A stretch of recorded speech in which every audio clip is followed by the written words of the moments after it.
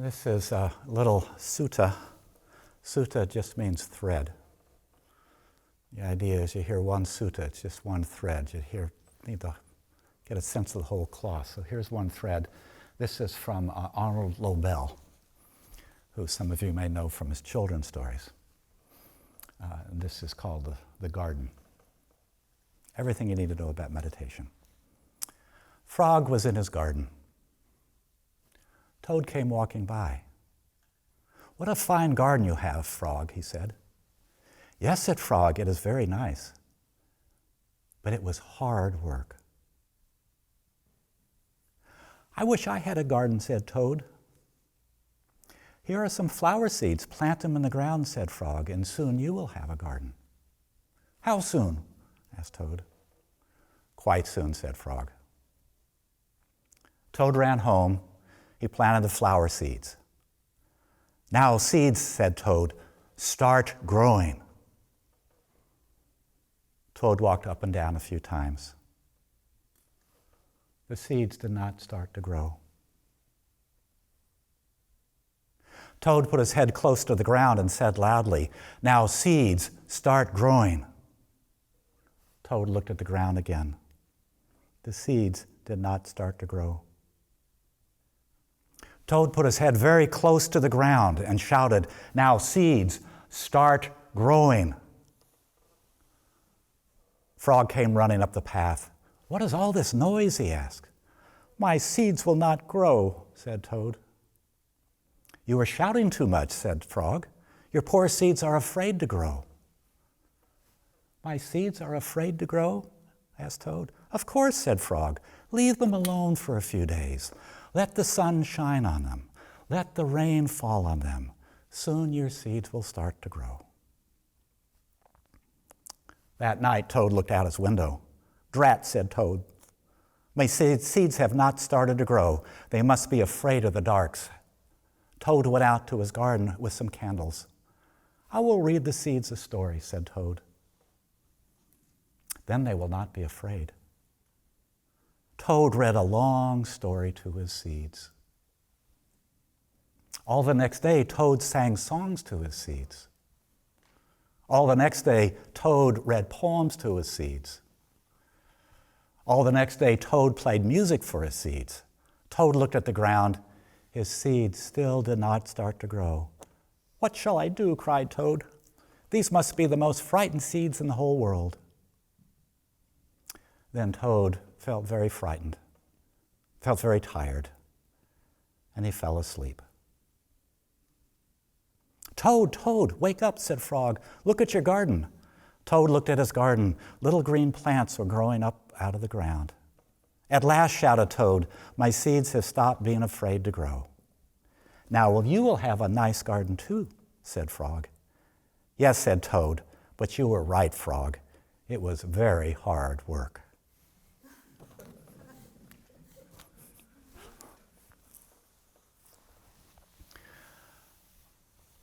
So when I come at this whole topic of meditation, what I find is the most common mistake people make with meditation is they work too hard. At least in the West, where we have this kind of gung-ho, I'll do it, kind of attitude. There was a study not too long ago of some people were concerned that with cell phones and internet and all this stuff, people never have any time just to be alone with their mind. And so they did a bunch of studies where they would put people in a room just to be alone with themselves. And the only thing that was in the room was this little machine that you could turn on that would give you an electric shock. And that they found in a very short time, it was 63% of the men and 15% of the women started to give themselves electric shock rather than just be alone with their minds. And these were people, by the way, that they had this little questionnaire they had to fill out in the beginning. On it was a question, would you pay somebody in order to avoid being shocked? And most of them said yes, and yet still with just a small amount of time, they were shocking themselves.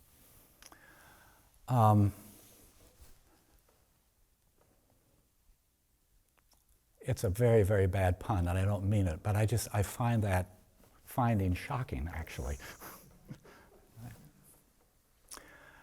So when I say congratulations to you for getting here, for making it here, all the preparations, I actually mean that in a much deeper way, because you all know what we're going to do for the next bunch of days. We're going to sit around and do nothing and be with our minds. And in a culture where people would rather shock themselves than be alone with their minds, there's got to be some piece of wisdom inside you that sees that there's some value to this whole project. And so as we begin the sitting, as we begin to settle into this whole process, and I know many of you have been pursuing this for years, but just to acknowledge that there has to be some wisdom that has really seen beyond all our cultural conditioning. And I think it's helpful just to acknowledge that about ourselves. Just to acknowledge that.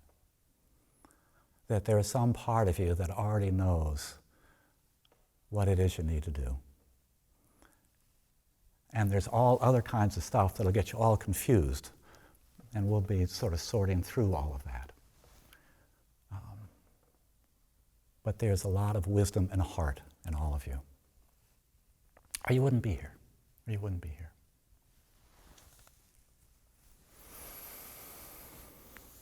So tonight what I'd like to do is to talk a little bit about the practice. And because I know you're tired, it took a long time to get here. And so I'm not going to try and do a long talk tonight, but I do want to get through a lot of the moving parts of this practice.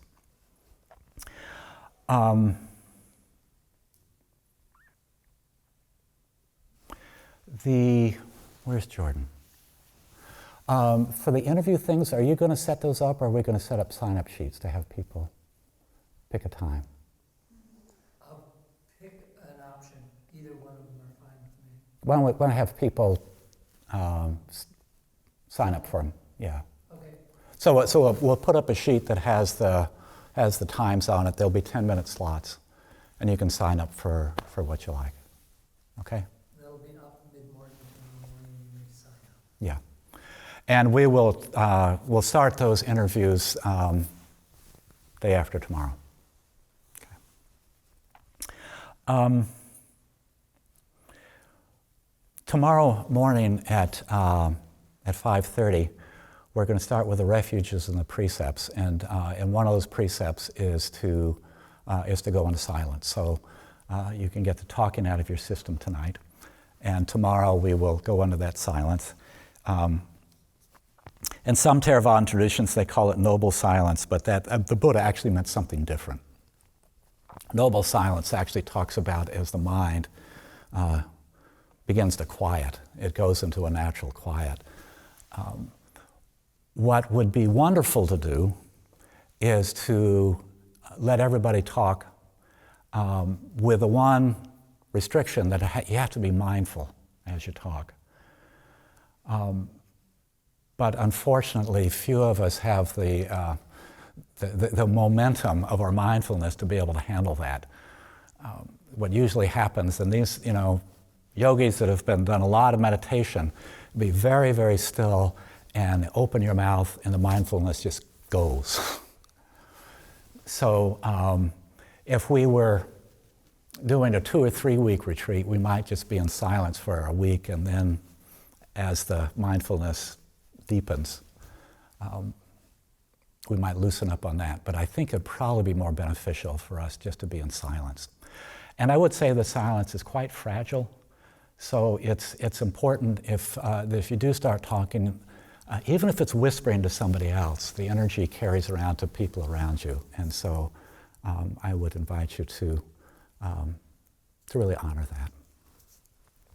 And the Satipatthana Sutta, the Buddha says, there's some interesting instructions about speech, where he says, when the person is speaking, he's mindful. When he's not speaking, he's mindful. And I think what that's really getting at underneath is that if we are really mindful when we're silent, and we're really mindful when we're speaking, then we would start to sort out what is actually useful, what is actually mindful speech. But we mostly just go unconscious. So we'll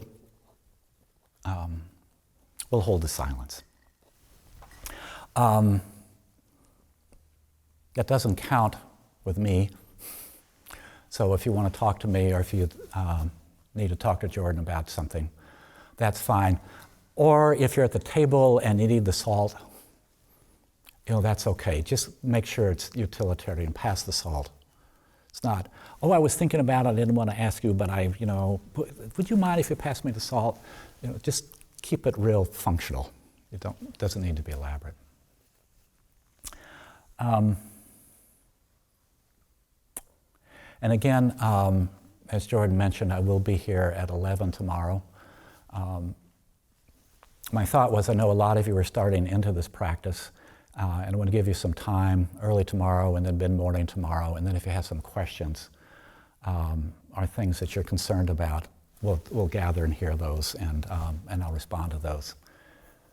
And then the next day will be individual interviews, and there'll always be question and answers after the Dhamma talks. A couple other things, some questions that come up. People ask about reading and writing. And different teachers do different things. And what I would say is to be mindful. I've had teachers tell me not to write at all, and yet sometimes I would have an insight, and I would obsess about it because I was afraid I was going to forget it. And if I just wrote down 3 sentences, then I could let go of it. And as far as I'm concerned, that's fine. If you want to sit down and write pages and pages and pages, pay attention to what's going on. That probably is not as helpful. And I would say the same thing about reading. I would invite everybody to, if you don't have a copy, if it would be useful to take a copy of Beginning the Journey. It has the beginning instructions, as Jordan mentioned. And there's a yogi who paid for the printing of the first 200 of those, so I get to give the first 200 away. So you're welcome to those. If you have Buddha's map, all the instructions are in there, but it's actually spread out across the book, so that just brings them all together in one place. And if you have Buddha's map, or there's something that you're not clear about and you want to check in there, that's fine. But if you get into reading for 10, 20, 30, 40, 50 minutes or something, then that's actually beginning to cut into your practice. The unacknowledged secret,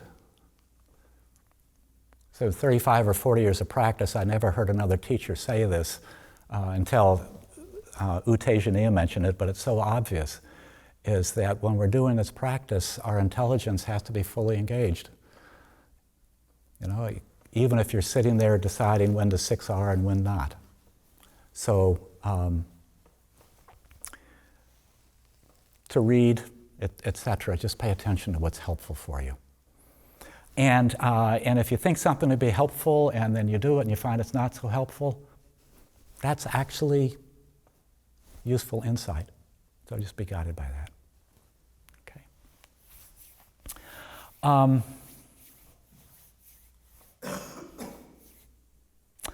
Okay, so we're going to be meditating. So my first question for you is, what is meditation? And I will say that I do not hold franchise on the word, so it's not my definition. Meditation is basically whatever you think that word means. Meditation is just a word. But when you heard the word meditation, what does that conjure up for you? What are some of the things? Quieting the mind. Quieting the mind?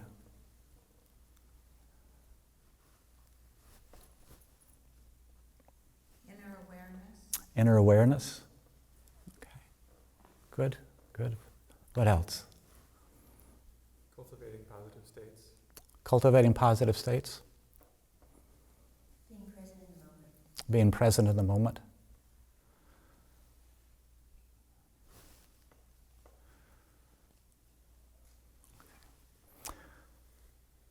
So I think all those are part of it, and those are all wonderful definitions. When I'm using the word meditate, what I'm really talking about is learning to observe how the mind's attention moves, learning to see how the mind-heart actually works. The core of it, the very core of it, is actually becoming aware of awareness itself. Okay. And I think this is what the Buddha was talking about. So,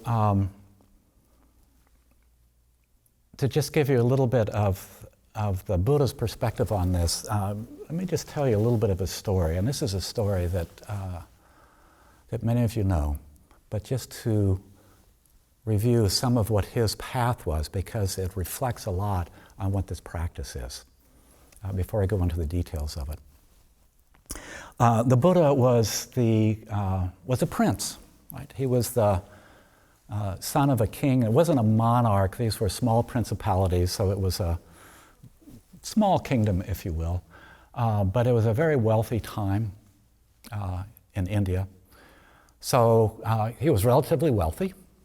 He had his father, the king, was actually quite wise. His mother was generous. His wife had a warm, kind heart.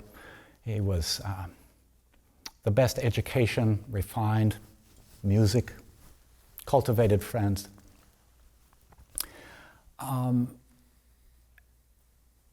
at some point he found it just wasn't enough.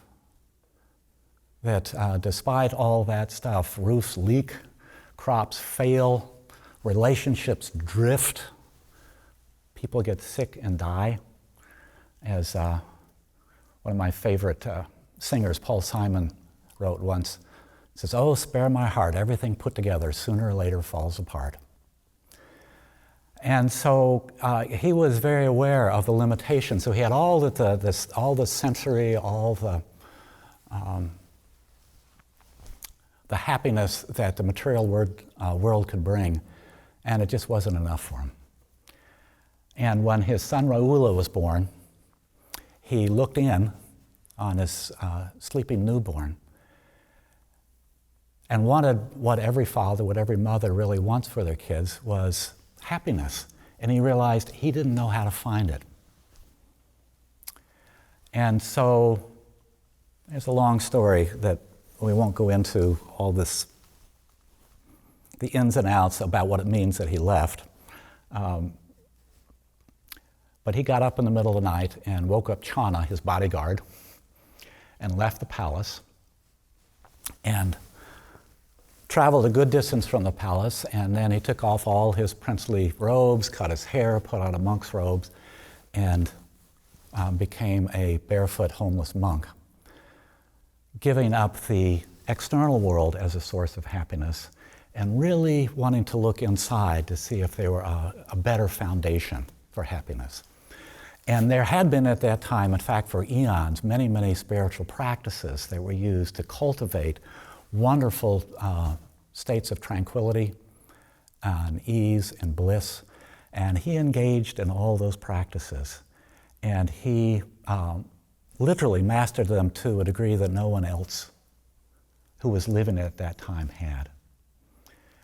And he found that even inside anything put together sooner or later falls apart, that all these inner states that we can cultivate simply do not last. Sooner or later they fall apart. He would come out of these deep states and he would look inside himself and there was still greed, hatred, and delusion and all kinds of stuff.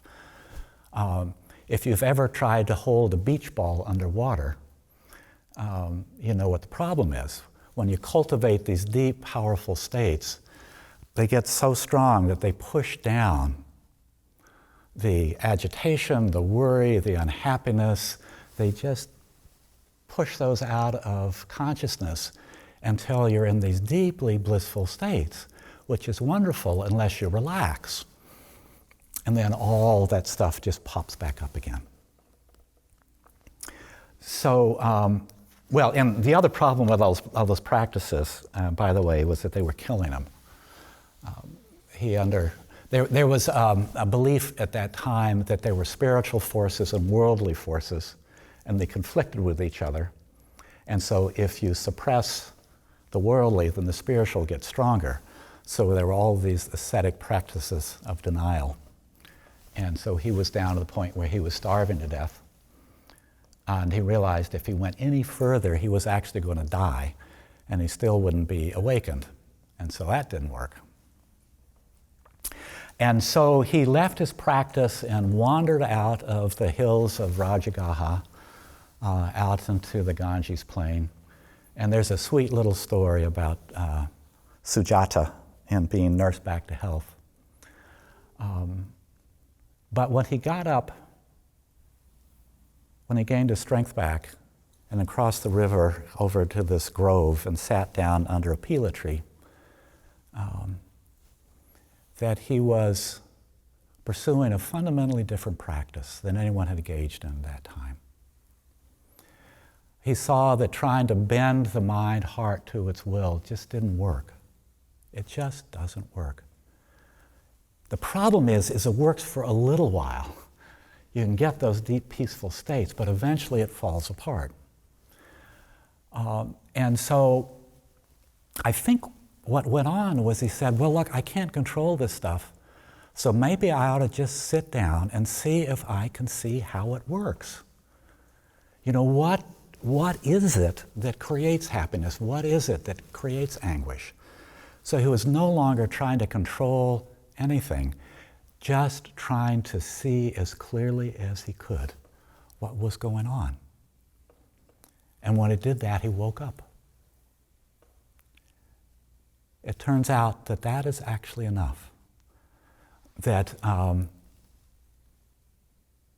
we'll talk about it more some other night, but that basically that awareness has this, it's a kind of a magical quality to it. As the awareness gets clearer, that's enough to bring in the peace and well-being. You don't have to control anything.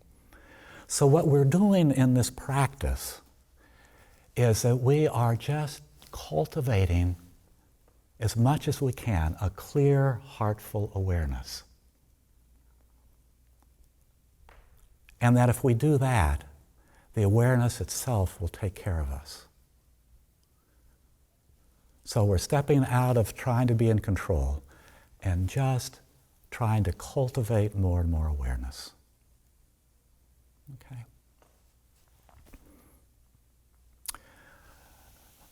So how do we do that?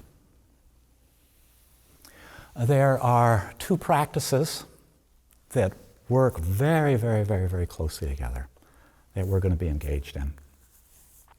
One of them is what's called a Metta practice. It works with uplifted states.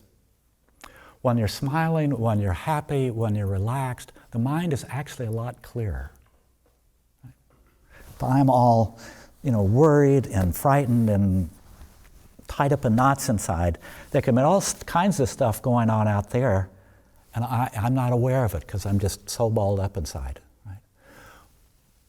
But when you're relaxed and open, there's little flutters that happen out there, and you just notice them. You don't have to force it, you don't have to push it, it just arises. Okay? So I'll talk a little bit about this practice of working with these, working with uplifted states, and then, which is the Metta practice, and then there's the wisdom practice, which is learning to see what goes on. And so that's where the name of this retreat came from. That kindness and wisdom. Metta Panya is the Pali terms for it. It's a kindness and wisdom practice. So, this is how it happens. If you're new to this practice, the first thing that you do is to think about some person in your life who we're going to call a spiritual friend. This is somebody for whom it is very easy for you to wish them well. This is somebody who is alive now and is somebody who you know, you don't have to know him personally, but somebody you know of. But it's important that they be alive now. It might be a teacher who was always had your best interest at heart. It might be a friend who always had your back. Somebody for whom it's just very easy. Okay.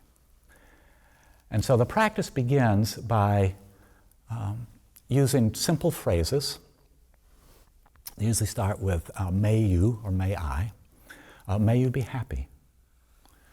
May you be peaceful. May you have ease. May you have well-being. Okay. And you begin for the first 10 minutes of each sitting by sending these qualities to yourself. May I be happy. May I be peaceful. May I have ease. And it doesn't have to be those specific ones. Any uplifted state is fine. So find ones that really resonate with you a lot. And you send them to yourself for about 10 minutes. And if it's 8 minutes or 12 or 15 or 7, that's fine. You don't have to time it. But it's about 10 minutes to yourself. And then after 10 minutes, you send it to your spiritual friend. May you be happy. May you have ease. May you have well-being. So in this practice, there are actually 3 parts to it. One is the person you're sending metta to be yourself or your spiritual friend. The second is the feeling itself. And the third are the phrases. And the phrases, they only need about 5% of your energy, so it's not a lot that goes into that. They're used to just draw up some of this feeling. Okay.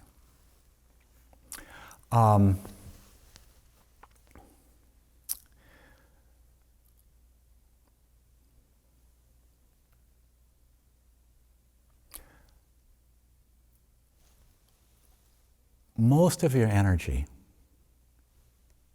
the bulk of your energy is going to be with the feeling itself, about 75% of it. And there's only about 25% that's attending to your spiritual friend. So the phrases aren't meant to be like a mantra, like something that's repeated over and over again.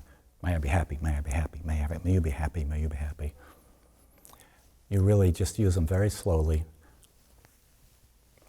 May I have peace. And then you let the feeling arise, send it to yourself, or send it to your spiritual friend.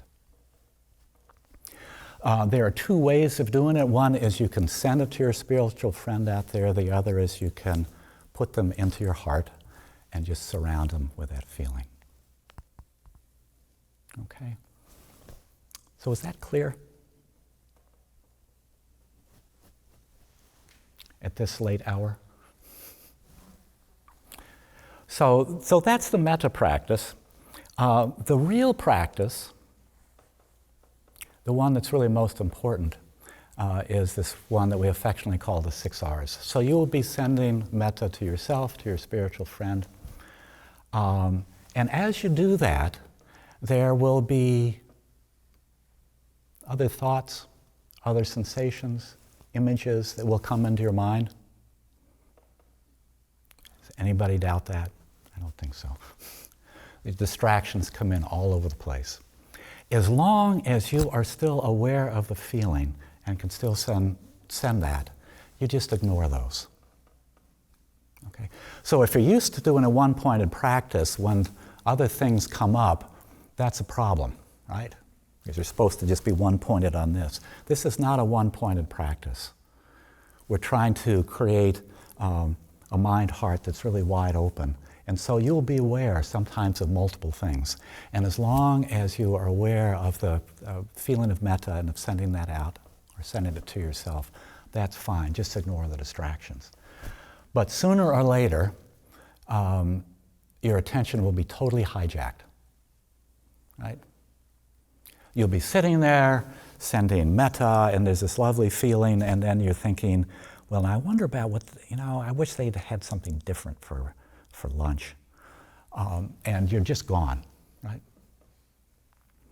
And when you are absorbed in that thought, there is absolutely nothing you can do about it. Right? You're just gone.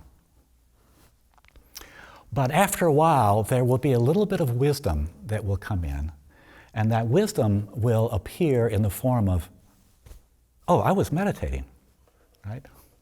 You suddenly come back to the present and you actually recognize what's going on. What you do at that moment is probably more important than anything else. It's really the absolute heart of this meditation.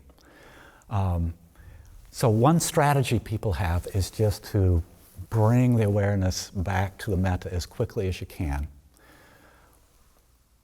But notice what happens if you do that.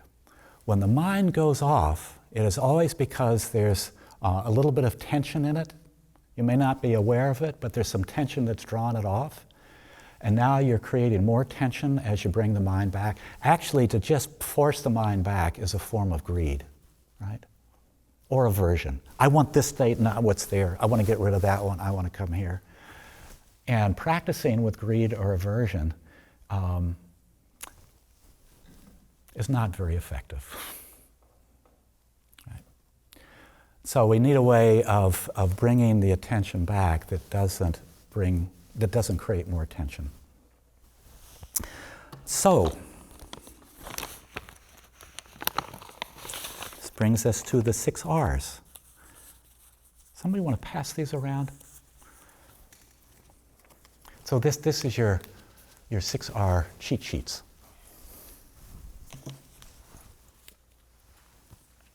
I know some of you have been practicing enough where you may not need these, and that's fine.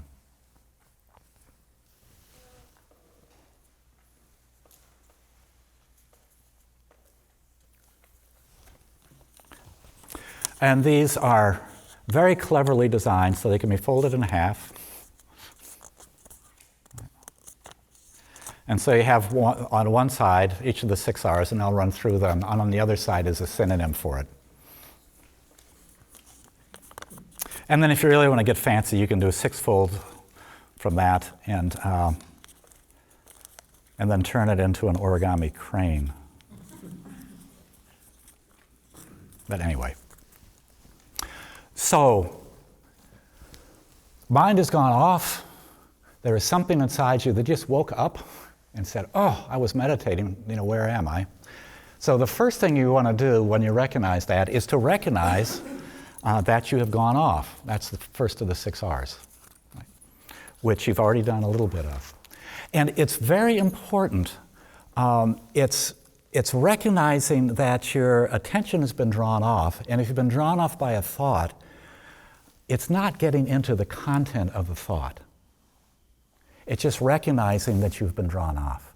If the content of our thought could awaken us, we'd be living in a totally different world. Everyone would have waken up a long time ago. So the content of our thoughts is really a vastly diminishing return on that. So it's not the content, but just notice it's been drawn off. And then the second thing you do is to release that distraction. Okay? Suzuki Roshi, he once said the best way to control a cow was to put it into a very large pasture. That's what the release is. It's not trying to control the cow, it's not trying to corral it, it's not trying to chase it off over the hill. It's just whatever the distraction was, whatever came up that drew you off, you just let it be. So that's the synonym on the other side, is just let it be. The cow may come back and look you in the eyes. It may wander off over the field and disappear. Doesn't make any difference. The important thing is that you are no longer holding on to it or pushing it away. When you genuinely release something, it is free to come or go. And whether it comes or goes is actually none of your business anymore. Recognize, release. The third R is probably the most important of all of those. It is to relax.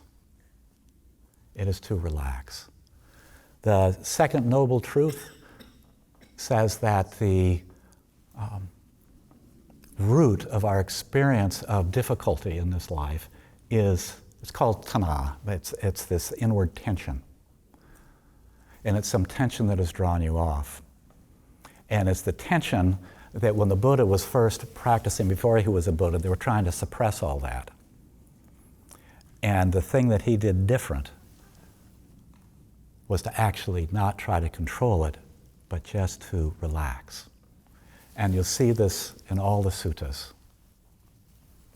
The problem is the translations are so opaque that it's hard to recognize what's there.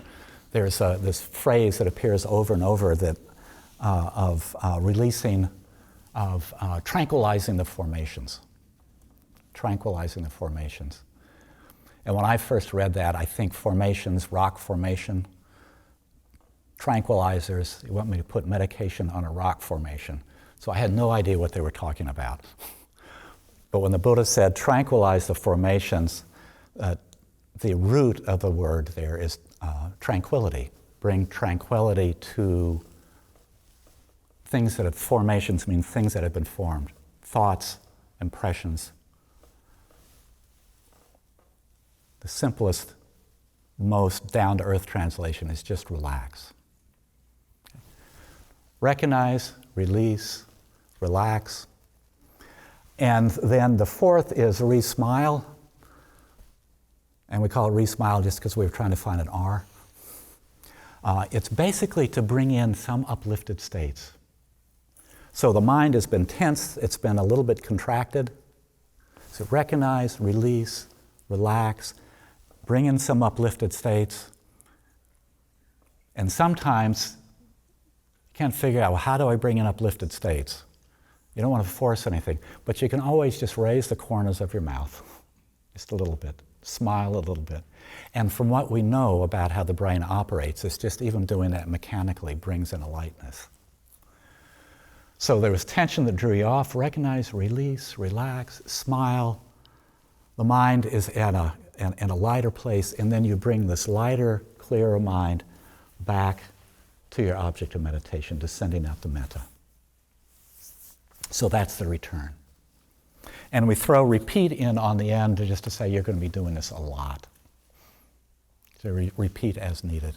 And if you, in a course of 30 or 45 minutes that use 6R, use these 100 times, that's actually a very, very good sitting because you're constantly releasing this tension and allowing the mind to lighten. Okay. So any questions about that?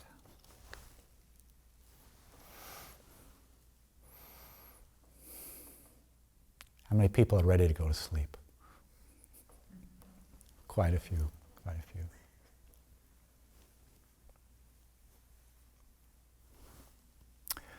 So, feel like you can get going tomorrow and you know what to do.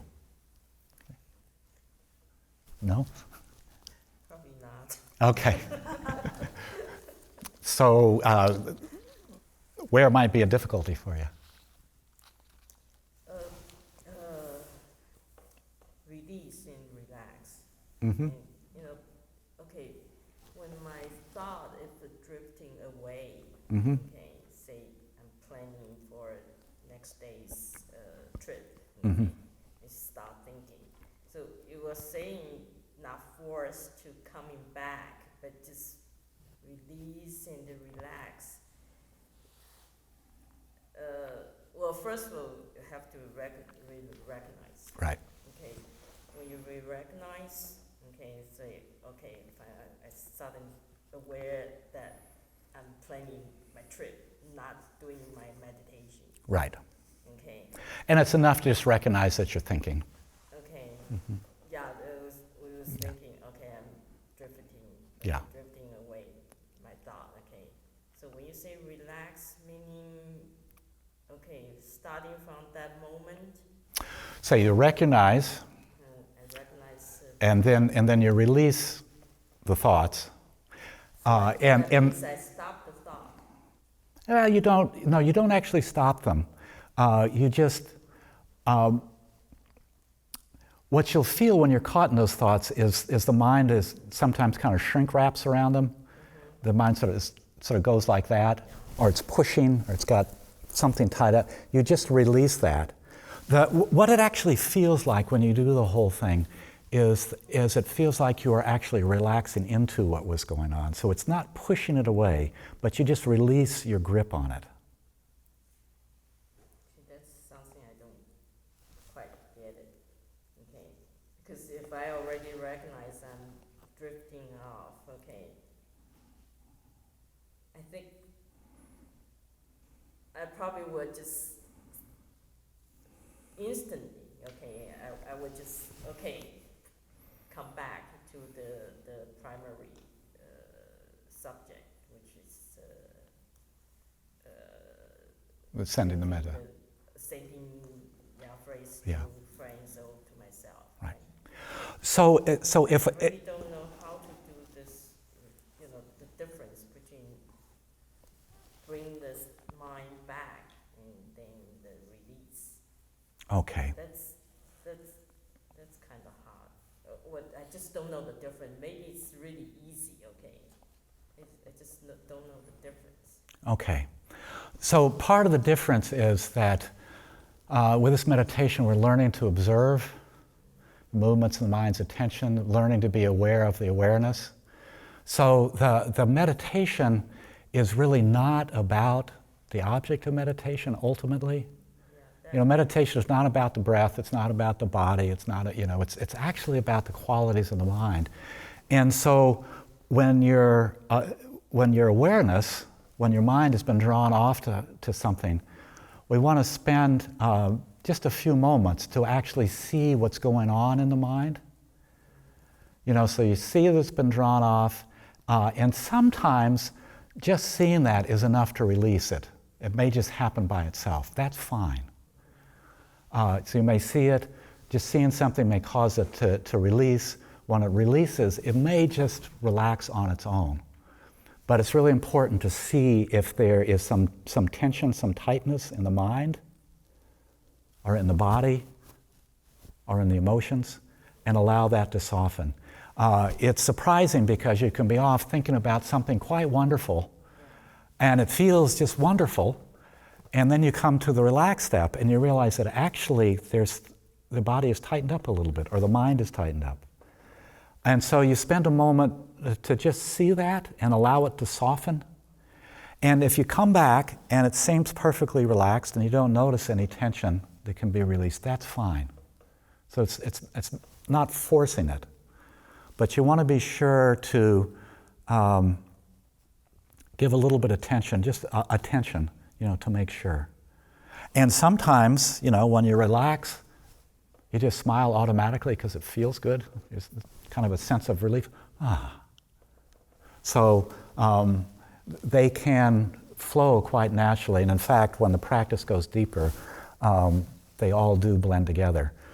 But it's important, particularly at the beginning, to make sure you do each one of those, or at least check on each one of them, because very often when somebody's practice gets a little stuck, they may have been recognized, releasing, resmiling, and returning, and actually left out the relaxed or left out the release.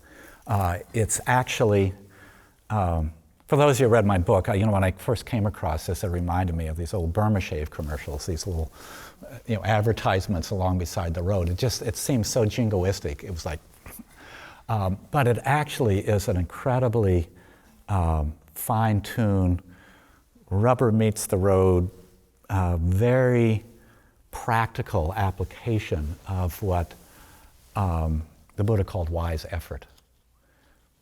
So it's effort that doesn't have stress or tension in it. And so just try going through each of those, and see what happens. Give it a try. Okay. That's for sure. Okay. And we'll have plenty of time to talk. So give it a try and see what happens, and then we'll fine-tune it from there. Okay? Yeah, thank you. Other questions?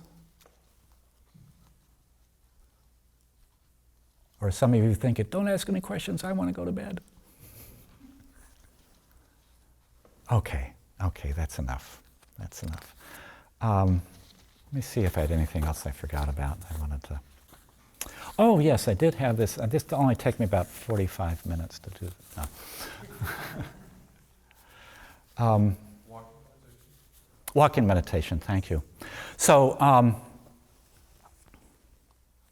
so there are these chunks of time that are set aside for practice, and I would like you to sit a minimum of a half an hour, and then, and some of you will be wanting to sit a lot longer than that, and that's okay.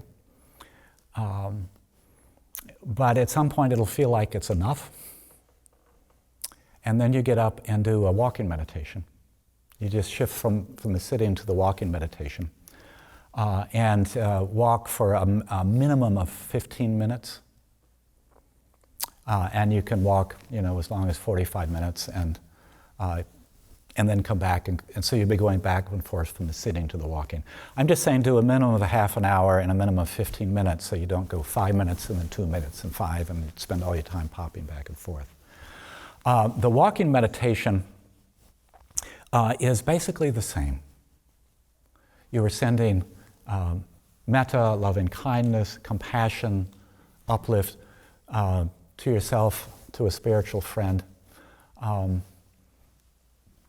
In fact, sometimes it's easier just to send it to a spiritual friend. You can do it either way. So it's doing basically the same practice as when you're sitting, except now you're walking. And so since you're walking, there's a lot more stimulation.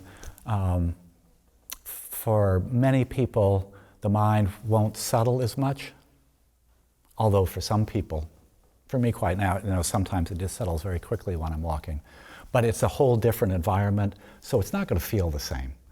And so don't worry about it. You just keep doing the same practice. As Patricia mentioned, it's helpful to find a track of 10 or 20 feet and to walk back and forth within that.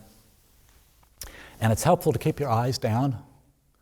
The mind tends to follow the eyes, so if you're up looking around, the mind will probably just take right off. So if you keep your eyes, down in front of you, that helps the mind stay collected. What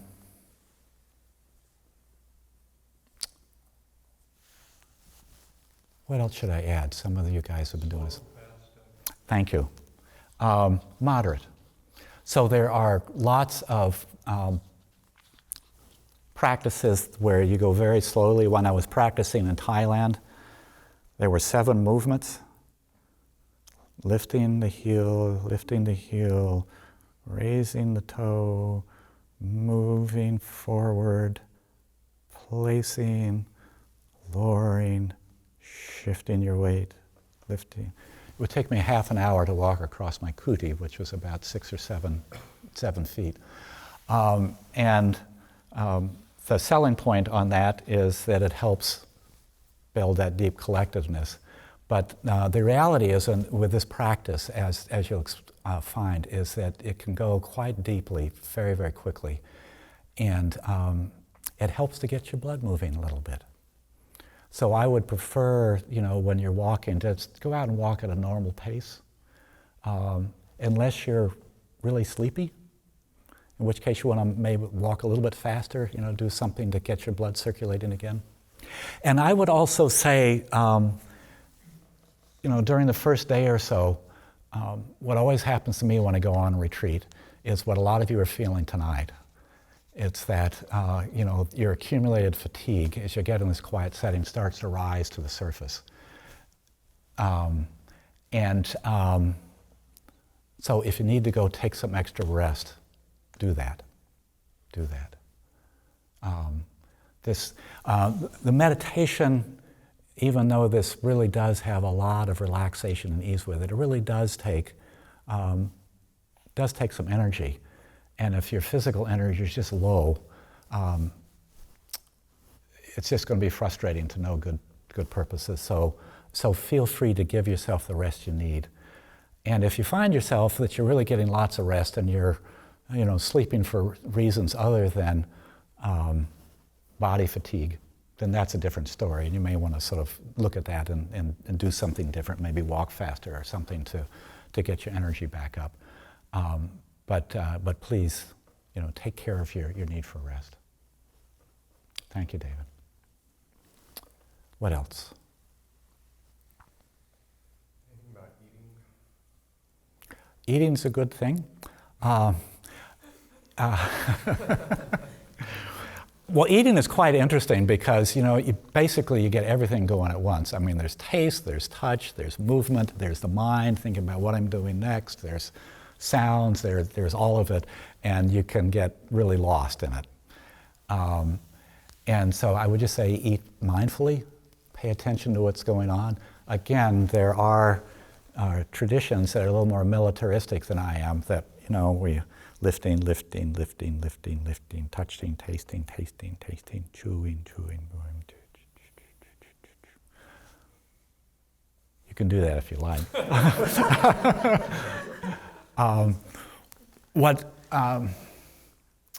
I have a tremendous amount of faith in how this practice, in between the sitting and walking, will deepen your mindfulness, deepen your collectedness, the stability of mind.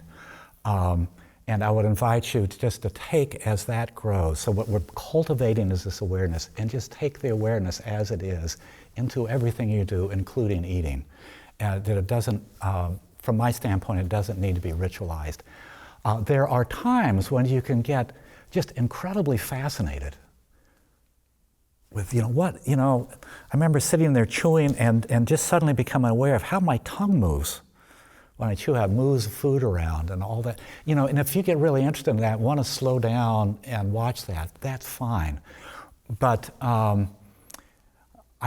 would rather you not strain or push yourself to do something, okay? Allow yourself to bring as much mindfulness as you can to whatever you do, including eating. And going to the bathroom and putting on your clothes and walking down the hall and all the rest of it. The other thing that's very important in this practice is smiling.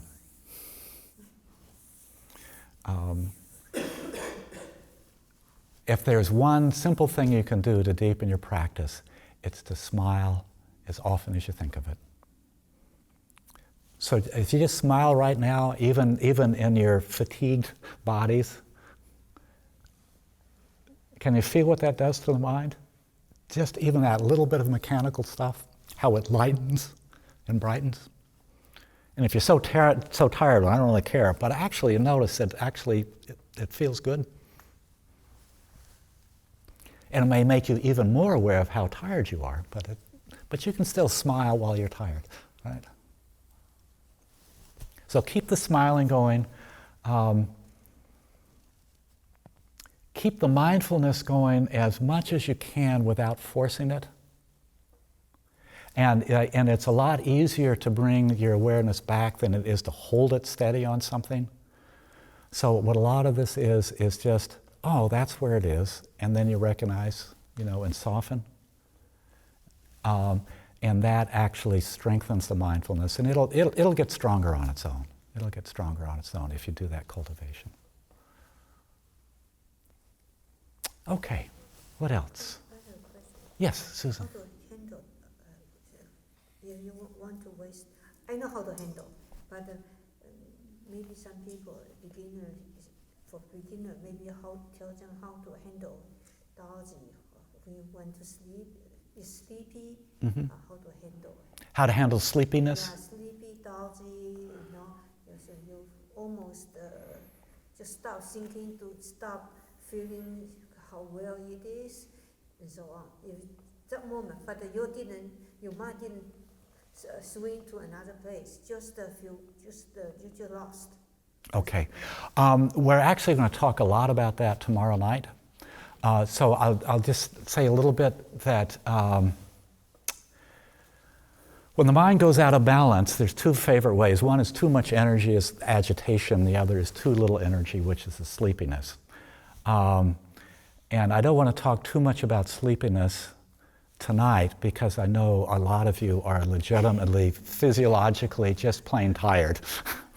And there are practices that you can work to keep the mindfulness going when you're tired, but for tonight, and probably for tomorrow too, when you're really tired, just try taking a nap. I was, my second or third 10-day retreat I did, there was a German monk who talked about people sleep altogether too much, 4 hours a night is plenty. And so I tried sleeping 4 hours a night. And after 2 or 3 days, my nose was running, and and I was developing a cold, and I was kept on trying to do this. And I went to actually it was Joseph Goldstein and Jack Kornfield were both leading that retreat too. And I went to Joseph, and I said, "Look, I'm trying to get less sleep, and I think I'm getting sick." And he said to me, he said, "Well, it helps to push it a little bit, but if it doesn't work, just go take a nap." And I went and I took a nap, and I slept for about 2.5 hours, and when I got up, my mind was so clear that people's systems are different, but I've learned in my system, I just cannot oversleep. Maybe it was from being hypervigilant as a youth or something like that. I had too much tension. But we'll get some sleep, and then tomorrow evening we'll come back to all this some more, and we'll come at it a little more finessed way.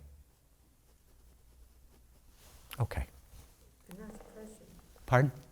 Another question. Yes. Except for example, except the sitting, we play the 6R.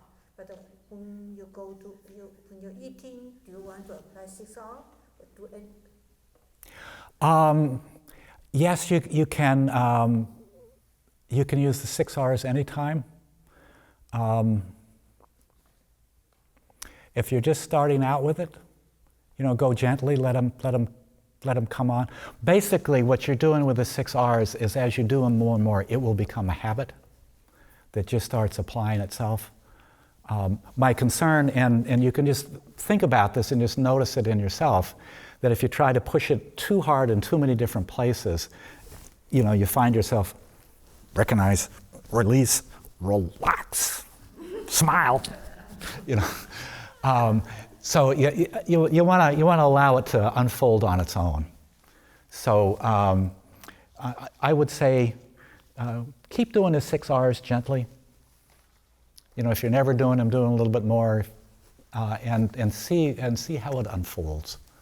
And then we'll talk about it more as your practice opens out. So keep us mindfulness. You don't suggest by the noting, right? No. Yeah, so there are practices where you label everything.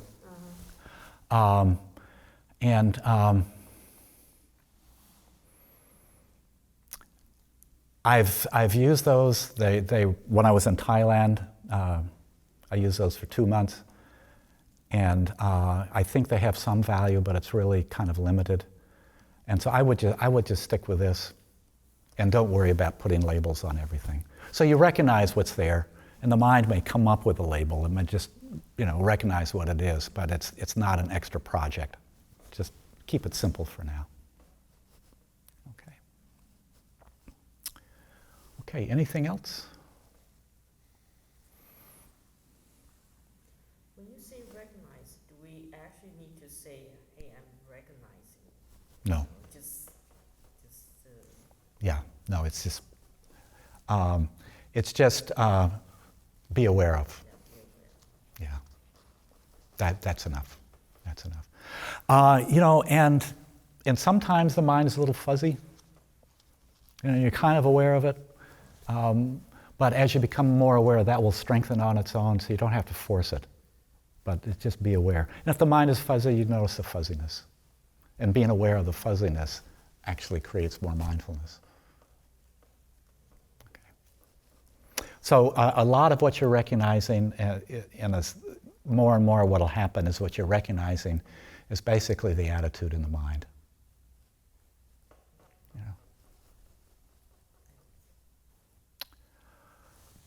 Okay. Okay, anything more? Oh, please let me go to sleep. I'm tired. Okay, so at the end of each evening, we'll be doing this thing. The tradition is called sharing the merit. In some traditions, they talk about bodhicitta. It's basically what it is recognizing how deeply interconnected we all are. That if you come upon somebody who has a great deal of equanimity, you can feel it, when it's inspiring to you. So they may think they're doing their practice just for themselves, but it actually benefits you.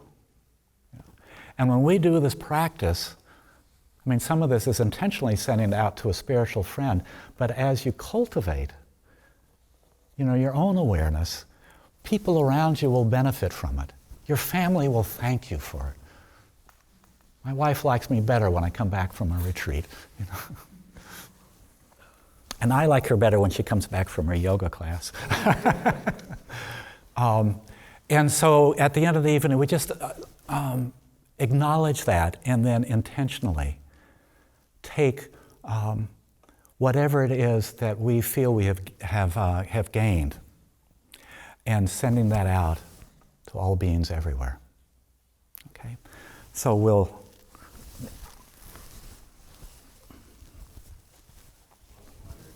Nope, I'm coming back.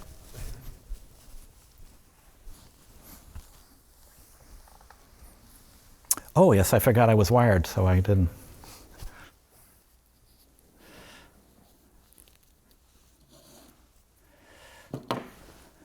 Give Adam a little bit of excitement there. So let's just come into silence for a few moments here. I'm grateful for all of you for coming. Many years ago, when I began to practice, I wanted a group of people to practice with. And if I just invited a group of people together, nobody would come. But if I said I would teach, they came. So I teach so I have a group of people to sit with. So you don't know it, but you are all here so you can support me in my practice. And I'm very grateful for all your good intentions and your good heart and the effort to come here. I feel a great deal of gratitude for the opportunity to be here in the center of all this, in a certain sense. So I want to send that gratitude out. So take whatever it is of value that you have found in this practice, or just getting yourself here, and send it out to the people in this room and out a little further to the other people who are in this retreat center with us.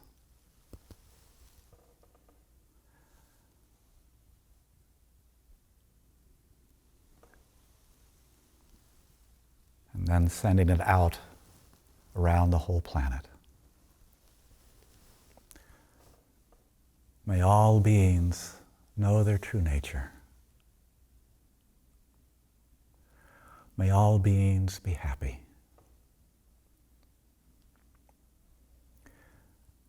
May all beings have ease as they move through their day.